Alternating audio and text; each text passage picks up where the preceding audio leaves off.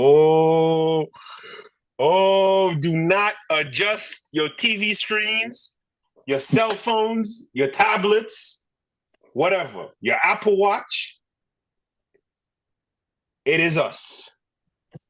It's been a while. We do need to apologize. It's been a minute. It's obviously 2/3. I don't know where Germ's at, but if at some point he sees it, he becomes available, we'll turn it on. We don't know who else is going to join us. We are going to share the link. I don't think we need to reintroduce ourselves, Vic. All right. My name is Mo. M to the OZ.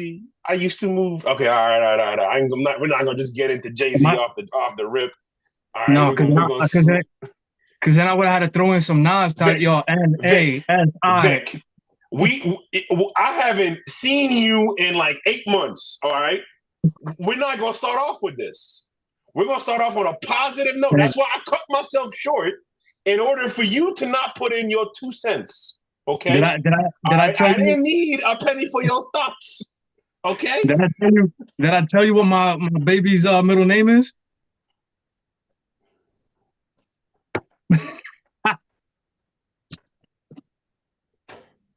All right. Why you stay quiet for? What the hell was that? I'm gonna name my daughter Blue Ivy just for you. Oh my God! Is it Nazir? Nazir? Absolutely. All right. Listen. It's Arabic. It's Arabic for God's helper. Brother, put it up. You see this beard? These kind of beards only grow in one part of the world. I know where it's from. Okay. Listen. So the pronunciation is Nasser, right? Oh, okay. And like you said, what does it mean? God's helper. There's another word. There's another Arabic word that's very close to it. Which is Nasr. I could be saying that wrong. I ain't gonna lie, but that means eagle. I mean, I got Sino in the background. That's my Arabic translator. Yeah. You press the ARB button. He starts talking in Arabic over me. It's a voiceover technology, baby. That's what's up. Yeah, but that's beautiful. Listen, that's beautiful. That's a beautiful name. That's awesome. That's awesome. Yeah, God bless. Is that we found out? I found out what Ezra meant. We named him Ezra Nazir. Come to find out, it's God's helper in Hebrew. So wow, we just combined them together. Hey, at least they can combine in peace in some way. All right, we're not gonna go there, but exactly. Hey. We ain't been on the air 30 seconds, Vic. We're already off the rails. Yeah. But other than that, talk to the people, brother. How you feeling? Hey, man, besides how busy life is, like I told y'all, man, so many things going on, but it's good. Trying to stay busy. Just, different life now, you know what I mean? And, trying to squeeze in some time for this film, trying to squeeze in time for football overall. Right. And of course, squeezing time for the friends too is much needed. These are like therapy sessions for us. You know how it is. Absolutely. Especially if the film made a comeback. So I'm excited for today. And see, hopefully we get time to push into some other shows or any other get-togethers we want to do and just discuss football, man. And let the people talk, let the people come ask questions, let the people come join us. Cause those were the fun days, man. And unfortunately, everything good comes to an end. But you can start some new good things. So of course. You see my name? Bluepoint 2.0. I know.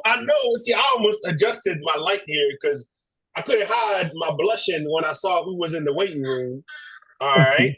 The first lady herself, just clocking out from my understanding. I am. Hey, y'all. What's going on? Nothing. It is lovely to see you, Tanya. It is lovely to see y'all too. Beautiful. How you feeling? I feel great. Good. You should. You should feel great. And after you hear what I got to say, you're going to feel even better. I promise you that. I promise you that. Now, if your other Alabama friend / enemy counterpart was here, he would not like some of the things I have to say. But shout out to the brother Dion Reed.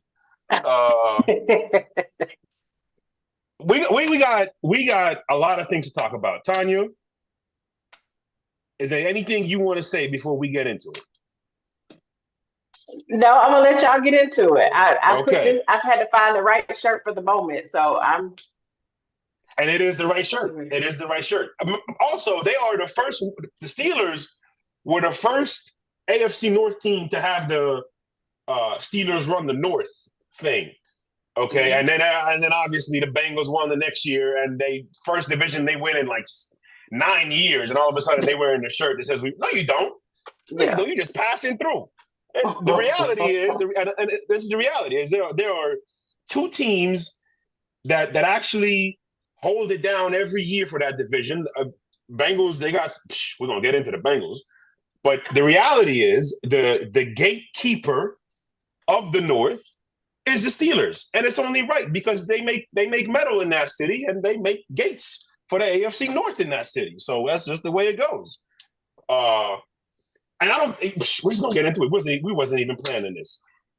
Vic, let's start there. Let's wind the clock back.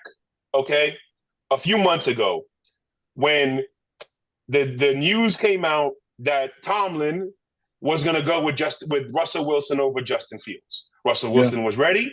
Russell Wilson was healthy. Russell Wilson was brought there and paid to be the starter. That's the business side of it. There's the football side of it, okay? And there was a lot of people around me who were panicking. Like, this is a bad idea. This is a bad move. And the one thing that I entertained was, if this doesn't work, it could be the thing that cost Tomlin his job. It could. If it doesn't work. But my thought was, just wait and see what happens. Just wait and see what he does. Because to me, the Steelers' offense has been missing one thing since Big Ben sort of started dwindling down in his career and he retired. They've been missing one thing. And what Justin Fields brought was not the thing that was not the one thing they've been missing. What Justin Fields brought was something that was better than what they've been used to the last couple of years. What Justin Fields brought was somebody who could create something out of nothing, right? What Justin Fields brought was somebody who could, okay, the ball's in my hand, I can make a play, right? Whereas you didn't have that feeling with Hodges and Rudolph. And I know there's a name or two that I'm missing. I know there is. What's his name? Can't pick it. Thank you. He can't, but the quarterbacks can pick it off of him anytime he drops back. I'll tell you that much. So that's what Justin Fields brought. But what Russell brings, and again, this is in hindsight, I promise you, what Russell brings is the element of a professional passing game that was not there since Ben has been gone. Somebody to keep the offense on track. Somebody to keep the offense on schedule. Somebody who could do a 3-step drop, quick throw, 5-step drop, comeback, curl. They could run the smash. They could run daggers. They could run indie. They could run all these different professional concepts that can expand the defense while the quarterback is only moving, just to drop back, just to be in the pocket. That's a major thing. That is a thing that is an essential ingredient to the Super Bowl meal that you're trying to cook.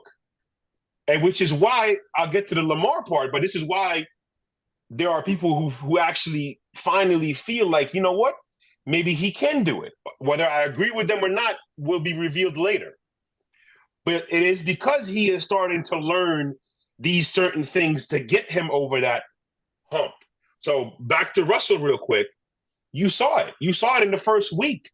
The offense stayed the course. Shout out to Jay Ham. The offense just stayed the course, positive plays, limiting the negative plays, limiting the turnovers. And then eventually it's a 60-minute game. Mike Tomlin knows how to win football games. Russell Wilson knows how to win football games. So in a 60-minute game, when it starts to open up, all of a sudden, Van Austin, who I think is going to be a star, all right, from the slot. Like, he was making plays. He was looking like the prospect that he should be looking like. Van Jefferson back in the mix. George Pickens, you giving him an opportunity to track the ball. Anytime you give a receiver like that an opportunity to track the ball, it's not about catching the ball. They're going to catch it. It's, can you give them the opportunity to track it? And that's what Russell Wilson brought to him. So you combine that element with, let's be real, a defense that's been Super Bowl worthy for 5 years now. Right. You give them that, this is what it's going to look like.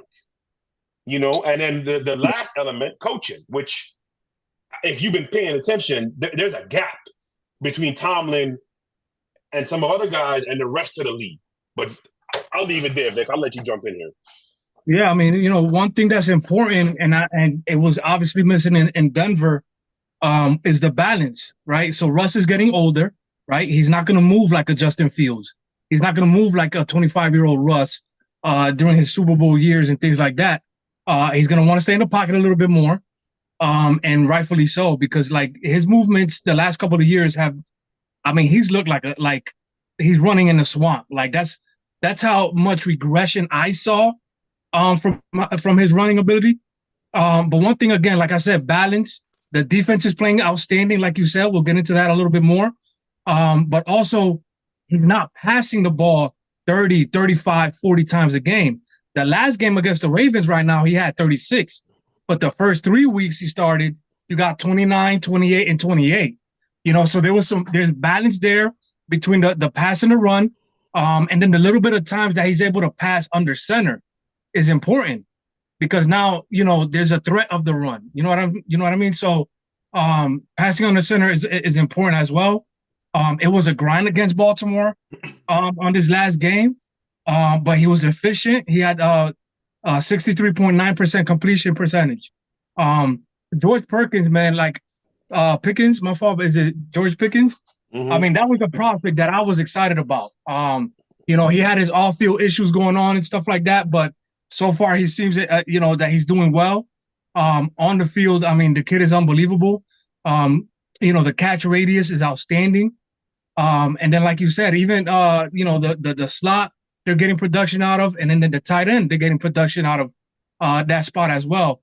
But more importantly, they're blocking. They're blocking better than they have over the last couple of years. If I see here correctly, they have 4 sacks between the last couple games. Actually, they had 4 against the Ravens, but then you had 3, 4, and 1. So, the first game, 1 sack, maybe 4 might be too many. But, I think they're protecting a lot better now, and they definitely running the ball a lot better as well. One of those sacks was Russell just kind of fell. He wasn't fell. The play called for something, and so he went out the pocket with it. There was nothing there. He tried to run. Instead of taking a hit, he just kind of slid, and I think it ended up counting as a sack instead of a negative 1 yard run. Right. Stats. Yeah, but the protection, I mean, for me, the protection seems to be a lot better over the last couple of years. I don't know what you think about that. But the Steelers have been awful in the offensive line. They're always doing well in the front seven defensively. But the Steelers have always been that team that we remember as, battling the trenches. The offensive line was always good. The defensive line was always good. But over the last couple of years, they struggled there, and it seems like this year they've been able to get some good pieces to protect the quarterbacks. So, and I'm going to get the names here because it's escaping me right now. But they kind of mixed and matched in the offensive line early in the year. And that was kind of another thing that was good, that it was Justin Fields in there and not Russell Wilson. Because they were working through some things. And I know for a fact, Mason McCormick and Broderick Jones, those guys are, you can go back to any championship team. Look at the Buccaneers when they won. Like, look at that guard and tackle combo. The Chiefs, their guard and tackle combo. Like, Right. those two guys in particular, the way they're performing. First of all, you cannot be a guard for the Pittsburgh Steelers, wear the number 66, and not perform. You can't. You can't be an offensive lineman for the Steelers, wear 66, and not be good. You're gonna bring shame to generations with that. Shout out to, again, names escaping me right now, Alan Faneca and DeCastro. Shout out to DeCastro, one of my favorite guards to ever play. Tanya, jump in here. What have you seen from your team from protection, defense, passing, coaching, whatever you want? Well, it took me a minute because I don't like Justin Fields, so I had to. It took me a second to kind of be like, okay. I still don't. But honestly, I'm really pleased with what I see. This is like the last couple of games besides Sunday was like the first time we scored like 28 to 30 points in like 2 years. Mm-hmm. So I'm fine right now. I'm completely okay with everything. Good. And you should be. So to get into the rest of the show, we didn't mean to start with that, but I wanted to talk about the Fields Wilson thing. So we're gonna break this down. We're gonna get into it by tiers, Vic, and then I'll reveal the standings later in life for Thanksgiving. Me and Jay working on that, and then obviously you got the rough draft, Vic. Tanya, if you want the rough draft, I'll give you the rough draft. It's not a problem. Of course I do. I ain't gonna charge you no premium subscription or nothing like that,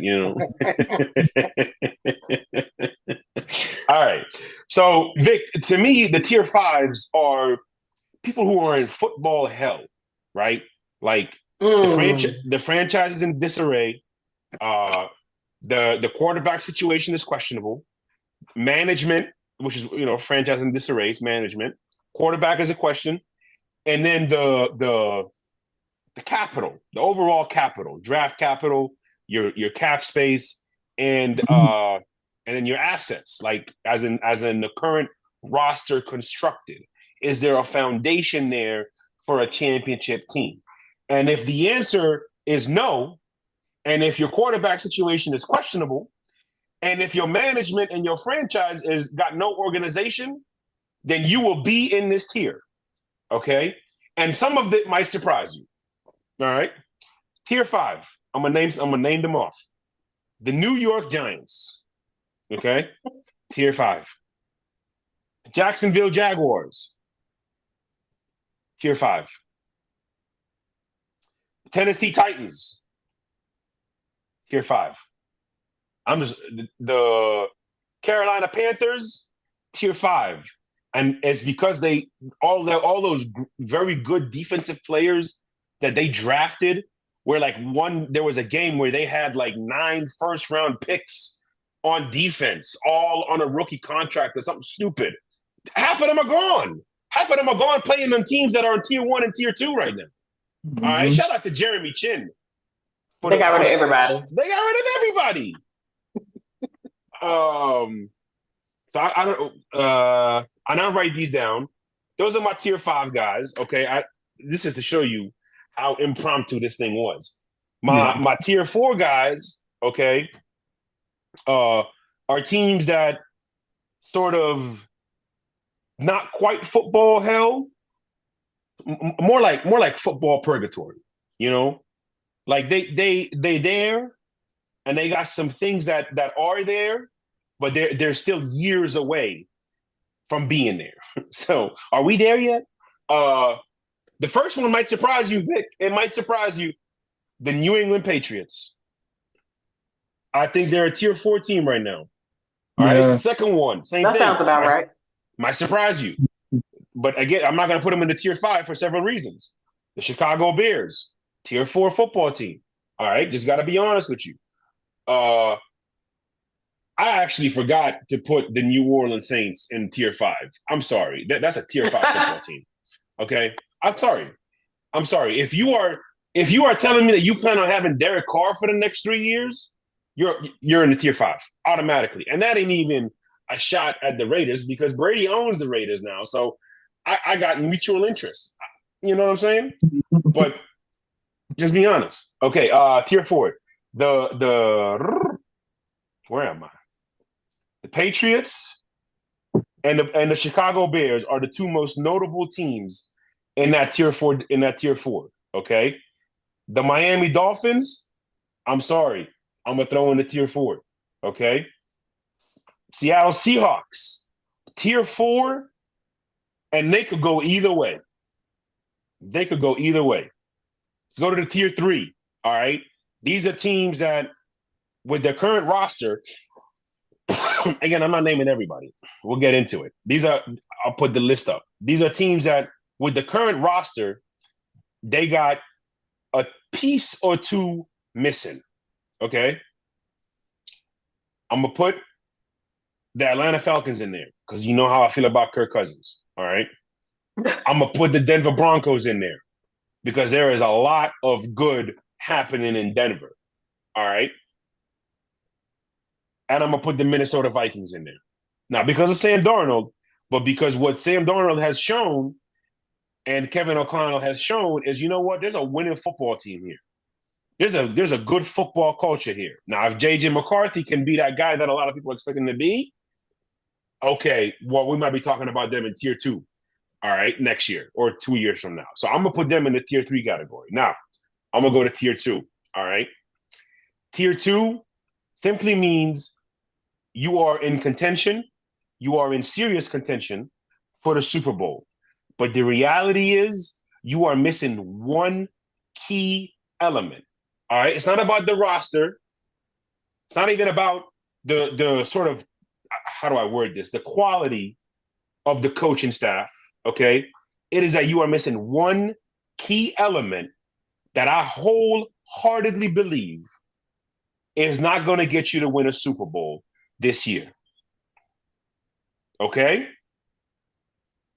Notable in that tier 2 category, and this is where the show is going to begin.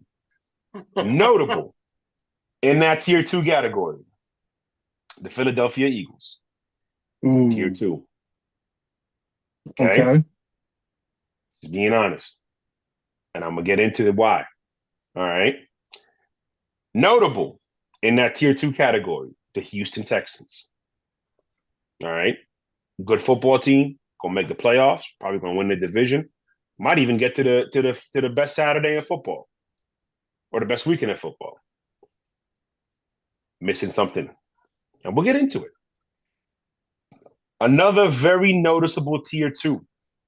Okay, the Baltimore Ravens are in that category, and I'm gonna definitely get into why. Okay, my tier 1. My tier 1 is 3 football teams, 3, with 2 other ones sort of right there on the border. They could go either way these next couple weeks. All right. My tier 1, 3 football teams and 3 football teams only. And I will go to the Supreme Court and defend this. All right. Team number 1, the champs. No question. They're still the champs.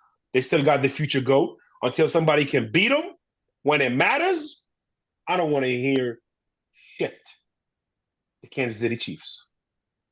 Number 2, bruh, what? It's not Megatron and Matt Stafford. It's Jared Goff and Amon-Ra St. motherfucking Brown. Okay? It's not Barry Sanders. It's Jahmyr Gibbs and David Montgomery. All right? And it is not the Great Wall of Dallas from the 90s, but that offensive line is a wall. All right? Not to get into the politics, but brother, they could protect anything you need protection on. Okay? whatever it is. All right, you need somebody to defend the border, send them. You need somebody to defend it to make sure nobody gets into the Capitol, send them. Okay? That's that. The Detroit Lions are the second team on that list. And Dan Campbell, dude, what? Dan Campbell. Amazing job. Amazing job. Like masterpiece. Mhm. Okay. And number 3, it seems to be the theme of the show. Pittsburgh Steelers, baby. They are in my tier 1 category. Okay. Ooh. And I'm gonna tell you this. Everybody in my tier 1 has a quarterback who played in the Super Bowl. 2 of them won one. One of them won 3, 4. I don't even know how much. Whatever. He gonna win more. Okay. The teams in the middle who are like, which way are you gonna go? And I can't believe these words are about to come out of my mouth. The Buffalo Bills. I can't believe I'm saying that. All right. But like, I'm not gonna put them in tier 1. They're in my tier 2, but they're trending up. They're trending up. Whereas, the other teams are just kind of here. But the Bills are trending up, and the other team is the Los Angeles Chargers. Trending up. They're in my tier 2. But by the time, I don't know, maybe Thanksgiving, maybe Christmas, maybe New Year's, at some point, they might be in my tier 1. Vic, any thoughts on anything? I didn't hear where the Cowboys are at. That's all right. Yeah. I'm letting you place them. You know why? You know why I'm letting you place them, Vic? I'm letting you place them because I think I'm going to agree with you. I got a pretty strong hunch. Not like them parlays. Shout out J Ham. I got a pretty strong hunch. I know where you're going to put them. So tier 5, football hell. Tier 4, football purgatory. Tier 3, missing a couple things. Tier 2, missing one major key element. Tier 1, it's yours for the taking. Listen, bro, in comparison to what they did last season, the only reason I am going to put them on tier 4 is because the quarterback is still playing was playing. Obviously, he's out for the season. They still have a quarterback to work with. Now, a lot of Cowboy fans are not going to be happy about that. They're going to probably disagree. Shout out to Miss Kelly Lyons. Love you. Love you to death, Cal. But Dak is still a top 10 quarterback in this league. There is absolutely. The offensive line has regressed. The running backs have regressed. And everybody but CeeDee Lamb has regressed in the pass catching category. Okay. And defensively, I mean, bro, defensively last season, 315 points against. That was third lowest in the league. Okay. They're leading now, or they're one of the leaders at 293 already. Okay. And there's 7 games left. That's a 22-point difference. Crazy. With 7 games left. Crazy. So that defense has been awful. And we talked about balance. We talked about that balance. So regardless of how good your quarterback is, your team needs balance. 100%. In comparison to what the Steelers, who we talked about in the beginning, and the Cowboys this season is just night and day right now. And we can see the results. So, again, that's the only reason why I'm putting them at 4. But Jerry got to go. McCarthy could go if all I care. And if it wasn't for Dak, they'd be in what is it? Tier 5 what? Tier 5 is football hell. Football hell. Okay. Is there somewhere below hell right now? Because I don't know if purgatory is below hell. Purgatory is a good place, Yeah. Kind of like it's like, okay, I could be there, but my girls will be there. Listen, besides that, we gave the Cowboys a little bit too much attention. You know how I feel about that. Give them too much attention. It's okay. Like, I'm okay with the amount of attention that the Cowboys get because of their value. Like, right, and that's fair. It is what it is. It is what it is. That's why Jerry is still around. Because regardless, he's going to pretend. I mean, I'm not going to say he's going to pretend. I'm sure he's a competitor. I'm sure he hates to see losing. But he'll wake up the next morning waiting for what's the next project. Not about how to make the team better. Right. What is the next project that's going to make me money? So Jerry doesn't sweat the losses. Of course not. I Well, want to see you sweat the losses like a Tom Brady or a Bill Belichick or a Mike Tomlin, etc. He's not going to do that. that's You know, interesting because I think his ego sweats the losses, but does Jerry sweat the losses? That's I don't know. I never thought about that. I'm gonna be honest with you. I never thought about that. That's a good. I like to bring different perspectives in the game, man. Yeah. Because I mean, again, like the reality is, none of these NFL owners are gonna sort of sweat the losses, as you say. Right. That's the reality. Right. But there are NFL owners who are like actually emotionally invested. So I don't know. That's a conversation for a different day. Number one, exactly. yeah. Number one, I'm proud of you for putting them in tier 4 because that's where they belong. Number two, before I kick it to Tanya, one question for you, Vic. Yeah. Okay, Jerry, he needs to step back because obviously Jerry, you can't kick Jerry out. It's Jerry. So number one, okay, I agree with you, Jerry. Football wise, got to take a back seat. I agree with you. McCarthy, got to go. It's just not working. Nothing against him. It's not working. Yep. Does Dak have to go?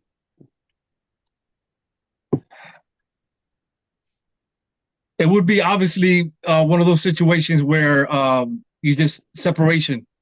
You know, everything. Maybe in a relationship, right? We connected to a relationship. Maybe the sex was good, but nothing else was. Right. You know, that kind of thing. Right. Pause, you know what I mean? Like, whew, Dak will bring a lot of value to another football team. Okay. But the rumors now of the Cowboys possibly tanking for the Sanders family, that sounds like some fun. But that sounds like something Jerry would want to do for his pockets. Because I don't know what Jerry could do to sort of give the value of the Cowboys like a major boost. Because A, it doesn't need one. B, it's already so fucking large as an entity. You put Deion Sanders as the face, as the head coach, with his son starting, forget it. Hard Knocks would be 24/7. Like they would create a channel, Hard Knocks Cowboys, and not turn that motherfucker off ever. And then draft the boy and draft both of the boys. You got the quarterback that might be a first round pick, and then you got the safety that you can get later in the draft. You mean you got the football player, not the safety? You got the football player. You're talking about Travis Hunter, right? No. Travis you're talking about his son. Okay. Yeah, you got Shedeur. You got Shedeur Sanders playing quarterback, and then you got Shiloh playing safety. Is Shiloh eligible for the draft? Yeah, he's eligible. He's I think he is. I think he's a junior. Yeah, you're right. You're right. So it's one of those things where like you could get her later on in the draft just for the hell of it. Sure. And now you got the whole family there. Like I said, that would be for business booming. Tanya, anything you want to pitch in, or is there a team that sticks out? Remember, T5 football hell, tier 4 football purgatory, tier 3 you missing a few pieces, tier 2 you missing one key element, tier 1 it's yours for the taking. Anything you want to add to any of that, or a team you want to put in there? I would put, because we haven't really talked about it. I would put Arizona in tier 3. Okay, I like that one. I like that. Tier 3 is a good spot for them because they got a foundation. Mm-hmm. They got a foundation, and then they keep building on it. Where would you put the Commanders? That's also a question from Zach in the comments. I would put them, because I don't say that they're missing just one piece. I might put them in tier 3 too. Okay. They're not bad, but it's more than one piece I think that's missing. So to me, the Commanders,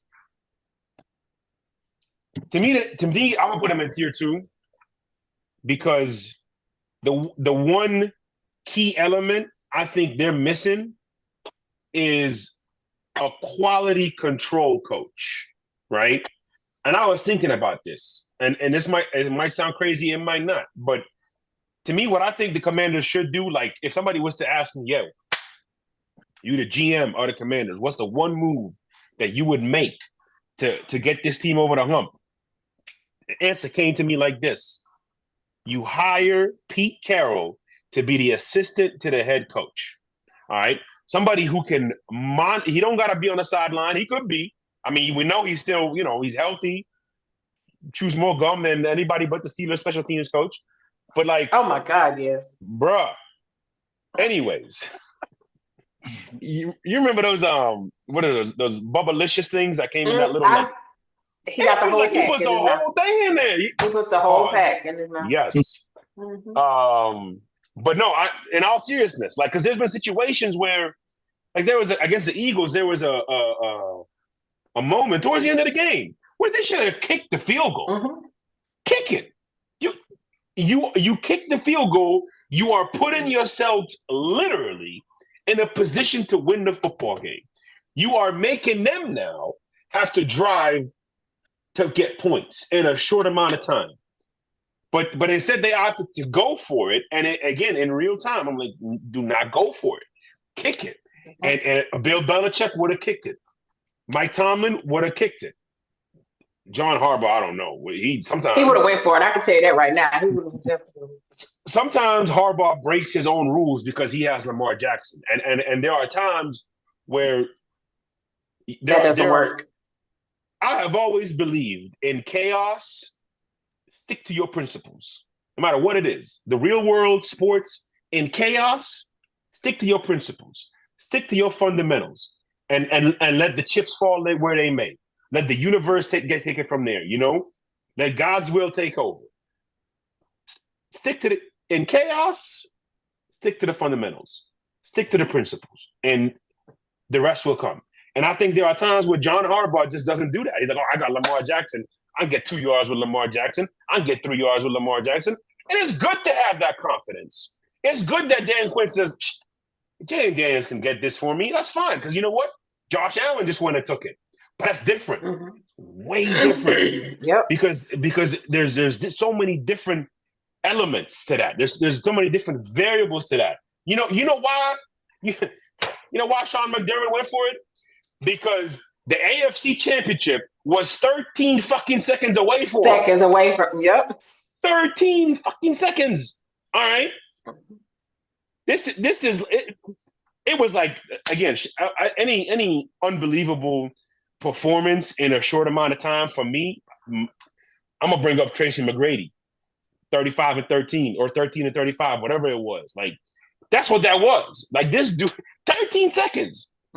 So that's why you go for it. And they already had the lead. So it doesn't matter. If they don't make it, they know he's still got to go down and score. No matter what happens. That's the difference. If the Bills didn't make it, Pat Mahomes was still going to have to go down and score if they didn't get that fourth down. But when the Commanders went for it and they didn't make it, the Eagles didn't have to go score. The Eagles just had to get a first down. So I think for the Commanders, the reason I would put them tier 2 is I think they have everything. Beef, they got it. This depth, they got it. A quarterback, they got it. Defense that can make plays, they got it. They can run the ball. Their running game, they can have the most vicious running game in the league with the different running backs that they have. And sometimes they tell you, they show you, this is who we want to be. We want Robinson and Eckler and Nichols to sort of be the anchors to their offense. And they should be the anchors to their offense. And then you got Terry McLaurin, who's a beast. Like, I don't know if people have paid attention in the past to McLaurin. They're certainly paying attention now. Terry McLaurin is that dude. Like, he, we again, you got the Devontae Adams and the Julio Jones looking guys and the Antonio Brown type guys and you name them, the Amari Cooper type of guys. The Amon-Ra St. Brown type of guys. But McLaurin and Pickens, the way they can, the things they can do is elite. So, kind of going on a rant here, Vic, but I think if they can get somebody for quality control who can make certain decisions or guide Dan Quinn into making certain decisions, I think that'll pay dividends to the Commanders. And then Vic, if anything you want to add to that, feel free. But then somebody also asked where the Eagles are at. Yeah, you touched up on a good point about just giving a boost to the coaching staff and things like that. But I mean, again, the balance has been better now, obviously for them, offensive line. Again, another team that was a weakness for them the last couple of years. Yep. But the offensive line is better. The defense is playing better. But Jayden Daniels, man, I'm looking forward to trying to study him a little bit more. I didn't really get to see him in college. But that kid looks fantastic. I like to troll the Raven fans with that little greater than sign I've been doing the last couple of weeks. But I started it with Jayden, and that's a kid that he could come up and kind of threaten Lamar for what Lamar is doing these days. We'll get into Lamar in a little bit, but a good-looking player, man. He can run and he can pass the ball. Looks comfortable in the pocket. So again, I'm looking forward to see how he goes through his progressions and things like that. When I study the film. Yeah, the Eagles. Where would you put them? I put them in tier 2. Yeah, Did I put them in tier 3? No, you put them in tier 2. You put them in tier 2. Yeah. Okay, making sure. I mean, that's a tier 1 football team for me. Again, balance. Okay. I love the balance that they have. Saquon Barkley is a different player. Right. He is. Saquon has been a fantastic pickup for them. The receiving core, just again, so Tanya, she doesn't like when I mess with Jayden a little bit, but again, it's gonna be, finding the consistency for him as well. There's gonna be games where he looks outstanding. Kind of like how Dak is, where they look outstanding, and then there's games where there's like, what are you doing today? What are you seeing out there? So, I think Jaylen still has a lot of growing to do, just like Lamar. There's been slow progressing things when it comes to Lamar. There's also the same thing with Jaylen. A lot of there's progressing, but it's very, very, very slow. And this is a kid that already was in a Super Bowl, so he's obviously more than capable of being a top tier quarterback. You know why I say tier 2? Because you don't like the coach. We already know you. Yeah. We already know you don't like the coach. Come on now, Tanya. You listen. Just because you know me, you can't present it like I'm predictable. All right, that's not what you're not predictable. You're not. Go ahead. I'm not gonna say anything else. You're not predictable. Go ahead. All right. Everything you said, Vic, is accurate. All right. And shout out to Jaron. There's a word he uses. Ball placement. Okay. The ball placement is slightly missing on the take you just gave. Okay. The accuracy is there. Here's where I'm going to add to it. One, I think Jaylen as is good enough. 2, bring Bill Belichick next year and watch the Eagles win a Super Bowl. I'm serious. Shout out to Alfonso. He in the comments asking about the Eagles. Bring Bill Belichick next year and watch him. You know what? Let me bring it a step down, because obviously that's Bill Belichick, right? Let me bring it a step down. Bring Mike Vrabel next year. All right? Watch how different that team plays. Watch how the true DNA of that football team shows. Because I tell you what, Jason Kelce is gone, yes. Fletcher Cox is gone, yes. But the football presence, the football elements that they brought to the football field exists. What's missing, obviously, is the leadership, the culture, right? But that's because you got young guys replacing those 2 people. So you bring in somebody who's a leader. You got to bring a leader. You got to bring somebody who's going to bring order to the locker room. You got to bring somebody who's going to give you knowledge of the game. Again, I know it's been a minute, but I know one thing I used to always say, and I'm going to keep saying it now that we're back. There's a difference between somebody who can draw up X's and O's on a chalkboard or a tablet now, all right, versus somebody who could teach you football. Can you teach me through football? Shout out to the longest yard. Bill Belichick can teach you the football. Mike Vrabel can teach you the football. Pete Carroll, he's out there. You know, I'm sure there's somebody out there who can bring out the true nature of this football team. A team that can run the ball, a team that can play physical, a team that can play fast. You know, where that's just kind of missing. And then in common sense situations, common sense things do not occur as a result of a lack of common sense decision and cognitive thinking. And that is what Nick Sirianni is. Okay. Yeah. I don't believe in the coach. I don't believe in who he is. I don't think he's, anytime you see a football coach, anytime you see a leader of anything, be more interested in how he appears versus the bottom line of the mission, that's a problem. That's a huge problem. And I don't like him. Yeah, I think he looks dorky. All that is true. But there's a reason for it. As a coach, as a leader of grown men, he ain't it. Simple as that. Fair enough. Jalen is good enough as is. I know what I said about Jalen on that thread a couple of years ago, Tanya. All right, we're not gonna go. Life is about progress and evolution. Okay, exactly. All right. And Jalen, things that people say. Oh, go ahead. I'm gonna let you finish. Jalen is good enough as is. Jalen is not, to me, the reason they can't get over the hump. But I digress.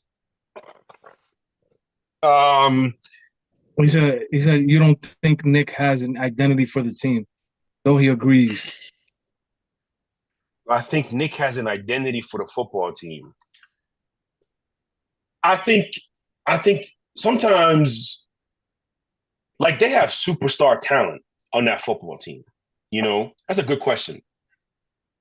They have superstars. Jalen Hurts, superstar. Saquon Barkley, again. Not once did anybody on here, or not on here, not once, including Germ, did we ever question the talent of Saquon Barkley. Not once.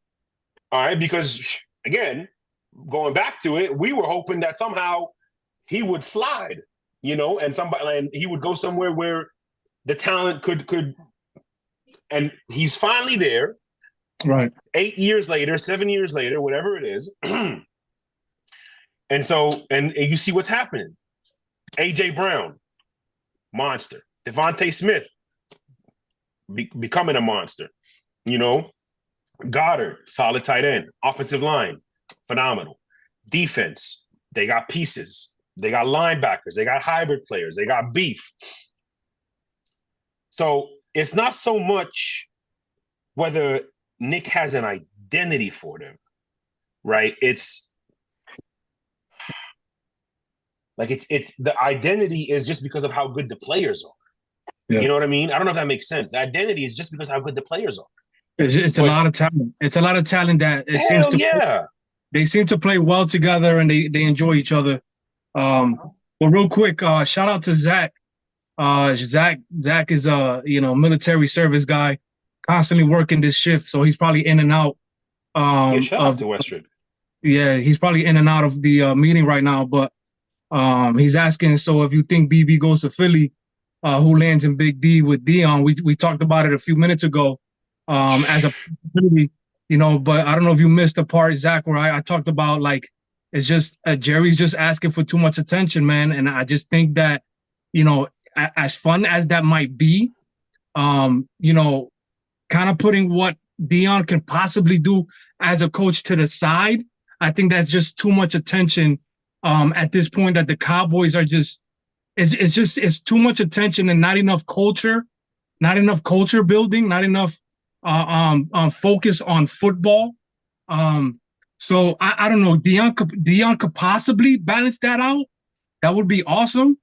But if they were to get Dion and then like draft Shedeur, that would be something wild. Of course, they would have to find something to do with Dak. And that would be a lot of backed up money. That would be a whole dead cap. So that might not work out well, but it just feels like one of those things where, like, putting Dion there would just be another like look at me kind of thing again. Look at what I did kind of thing for Jerry, as opposed to like let's compete and let's really sweat these losses and enjoy those wins. Very minimal. What did Brady and Belichick talk about? I forgot the wins. I remember the losses. Mm-hmm. It's and true. That's why they're so successful. So it's true.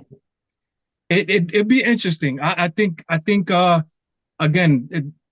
I'm torn because again I feel like Dion is a quality coach, but sure. the attention that it would bring is like we're gonna do this again. You know what I mean? Like I want him to go somewhere where it's like I don't know, Oakland maybe with Brady. I mean Vegas. It's trying to turn things around maybe. So like yeah, Vegas is not a bad spot because he stays in that area. He stays in the mountain time. Anyways, they should draft Hunter over Shedeur, in my opinion. That's what Zach just said. Yeah, you could do that too. No doubt. No doubt. Listen, as for the little I've seen Travis, that dude's an outstanding player. So no doubt. All right, so we don't want to be too long. I think we're getting close to the hour mark, so we're gonna wrap it up, and again. We got a little more. We know when to go, what time to go. So we'll announce the next show soon, and then we'll do the State of the Quarterback show, Vic, even if we got to do that pre-recorded and post it. But I really want to get into the State of the Quarterback, and that's not something we're going to do tonight just because of the time. So we will finish it up with, and then the herd of goats thing also kind of goes within the quarterback segment. So we'll leave that. But what we will do, okay? There's people that want to hear about what our takes are with Lamar. So, we're gonna put like a little bit of a sample of. Sure, of course, we could talk about Lamar because he's just but a percentage of the state of the quarterback. So we're gonna finish it up with Lamar, and we're gonna finish it up with spots for Bill Belichick, since he seems to be a topic now in this show. So we'll mention that right now. And then we'll wrap it up. So what up, Storm? Shout out Cat 5. Vic, Lamar Jackson. Yeah. Let's talk about it. Yeah. In my humble opinion, I think there's been an elevation, but I'll let you take the floor. Yeah, I mean, listen, this kid, to put it into perspective, this is a 27-year-old quarterback, and when you're 27, there's still room for growth, It feels like he's been there longer. It feels like he can be 29, 30, but he's only 27, So, I've been concerned, obviously, not only with him, but all quarterbacks and how much they run the football. There was a couple hits that he's been taking throughout the year that I've seen that I hope doesn't catch up to him. But other than that, I mean, again, it's very slow progression with him, but there is progression. Facts. At least that's something that the Ravens and the Raven fans can definitely be able to appreciate. One thing that I saw from the few games that I studied, especially against the Steelers and the Bengals, he is aware of where his check down is. And that's what made Tom Brady so great, is like if progression 1 and 2 is not there, he knows where the check downs are. He just throws it to a spot and they're there. He continues to improve in those things. Again, that it could take him to a different level. I still see situations where defenses are still respecting the run, maybe more than they should. I would play a defense, and they've done it already. They've done it already in the playoffs, as we can see. The results are not there for him in the playoffs, where they're letting him run a little bit more, protecting over the top. For example, I just saw one of the touchdowns against the Bengals. They run an outside zone run play with him.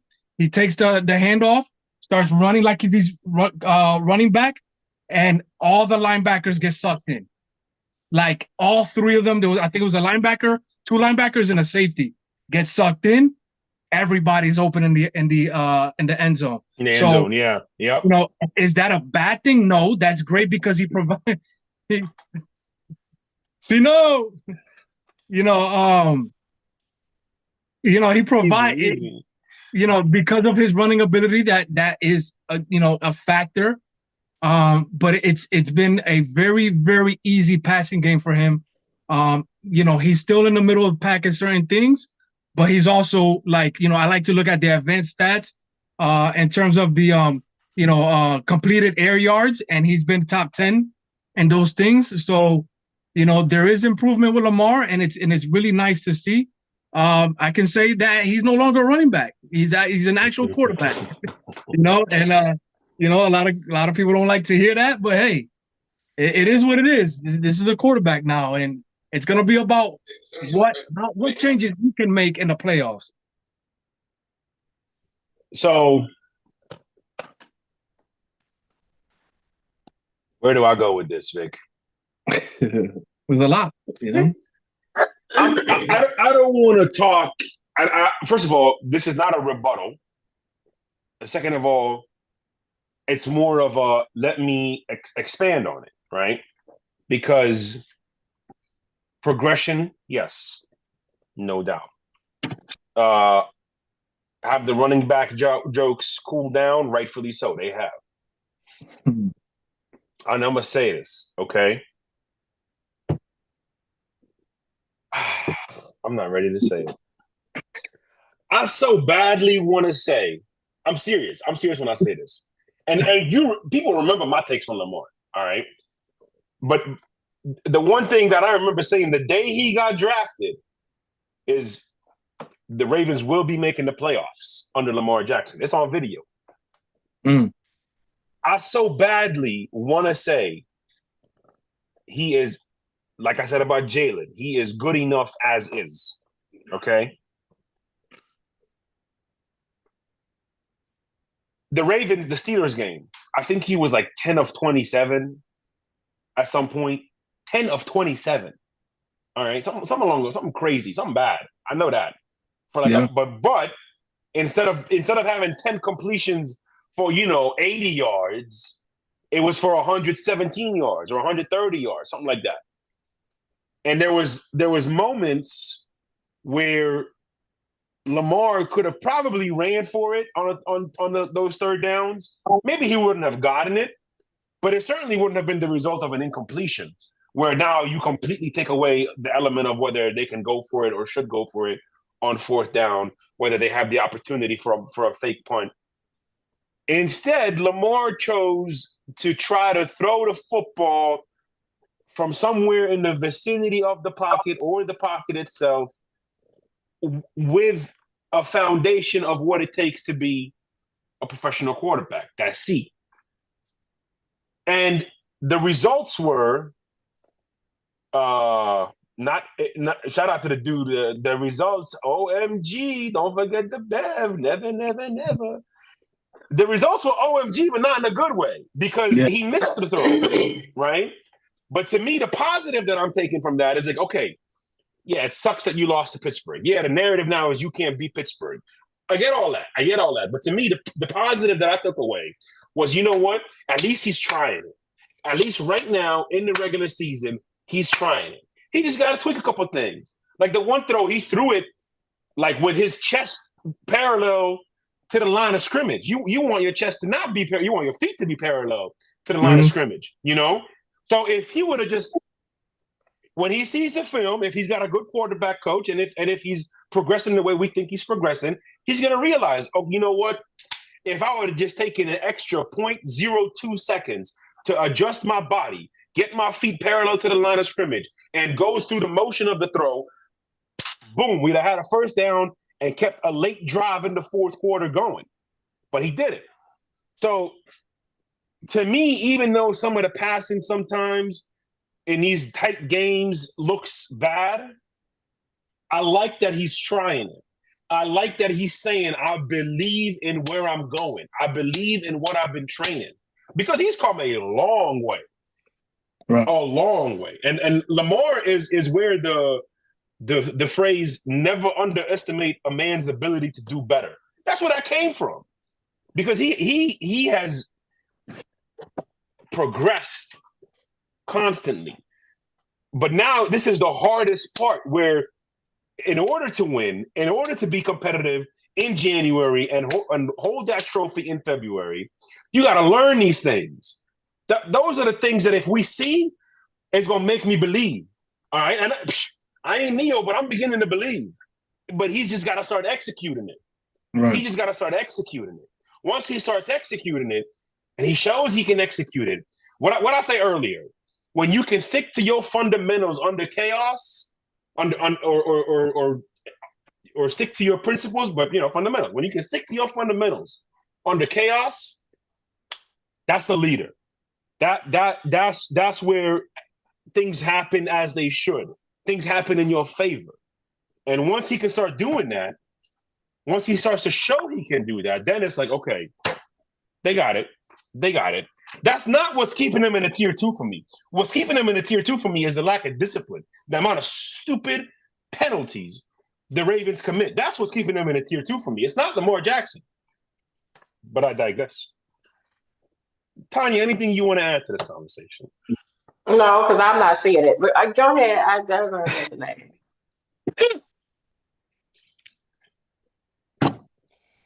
Yo, Tanya, you know why you and me have gone along from day one?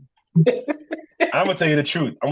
It is because, and if any of them watching, this is not gonna be good for me. But whatever. All the significant women in my life, you match. Yeah, you match certain things, and that is an ability to burst my bubble. But whatever, we're gonna leave it at that. Amongst other things, first of all, but that's one of them. Anyways, that's why I love you. Vic, I love you too. Closing thoughts. Hey, man, that was fun. Time flies, fun, right? So, yes. There's still a lot more to talk about. There's still a lot more to go over. A lot to study, you know what I mean? But again, just trying to balance out the family life, the business life, and right. and mixing these hobbies, every now and then. Shout out to the haters that we still got. You know what I mean? After 5-6 years going strong, right, Josh? Cat 5, shout out to Cat 5, Bro, why are you calling Cat 5 a hater? No, he knows what I'm talking about. He knows what I'm talking about. Okay. Hey, man, we got a lot of shout outs. Obviously, Storms, Westrick, Alfonso, we shouted out. Shout out to Carlos Scott. Ain't seen him in a couple years. But KG's in there, all right? KG is one of the most solid dudes I've ever encountered in my life, all right? Mm-hmm. And so shout out to him for being in there. Broncos tier 3, spot on. I appreciate that. There's so, like, it's tier 3 and trending up. Like, some of these guys are tier 3 and trending flat or trending down. Broncos is tier 3 and trending up, very much up. So shout out to them. Shout out to Sean Payne. Trav is in there, Tanya. Trav, go to hell. That's all I wanted. We can log out now. That's all I wanted to hear. We are officially back with the crew. Once you hear that, shout out to Big Shot. Shout out to Jay. Shout out to MJ, Les, Germ, wherever the hell you at. Jaquan, Tanya, us just on some real shit. On Sundays, when I get that notification, and I click it, and I see you on there, I see Jaquan on there, it's a thank you. That's all it is. It's like a thank you, because it's been hard to make it on Sundays, but I'll be there soon enough. Any closing thoughts, First Lady? No, I don't really have any. Game is on Thursdays. That's short term. Yes. I will be there. Mo, I will be there for Christmas. Okay, I got tickets to that game. I am coming for Christmas. Well, then I will see you at Christmas. All right. And Pat Mahomes will be the Grinch, just being real. Anyways. I don't know about all that. Okay, so. Shout out to everybody. We love y'all. We miss y'all. Hopefully, we see more of you. You see more of us. Maybe you'll see us Thursday. You never know. Vic, do you remember? I don't even know if Vic is going to. Vic, take us home. 2-2.